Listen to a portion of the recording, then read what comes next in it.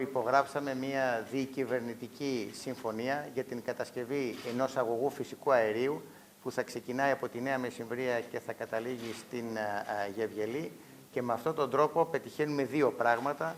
Πρώτον, αναβαθμίζουμε το γεωπολιτικό ρόλο της Ελλάδας, αφού ενισχύουμε ακόμα το ρόλο της ως ένα ενεργειακό σταυροδρόμι που θα μεταφέρει φυσικό αέριο από το εθνικό μας σύστημα στην Βόρεια Μακεδονία, και από την άλλη δίνουμε τη δυνατότητα στον βόρειο γείτονά μας να μπορέσει να μειώσει το περιβαλλοντικό αποτύπωμα, να πετύχει την ενεργειακή μετάβαση και σταδιακά να αντικαταστήσει πιο ρυπογόνες μορφές αξιοποίησης προς ηλεκτροπαραγωγή με το φυσικό αέριο. Και έτσι να συμβάλλει και αυτό στο γενικότερο ευρωπαϊκό όραμα, η Ευρώπη να είναι η πρώτη κλιματικά ουδέτερη ήπειρος μέχρι το 2050. Είναι μια σημαντική συμφωνία. Θα δημιουργηθούν χιλιάδες θέσεις εργασίας κατά τη διάρκεια της κατασκευής. 110 εκατομμύρια ευρώ θα κοστίσει περίπου η κατασκευή του σημαντικού αυτού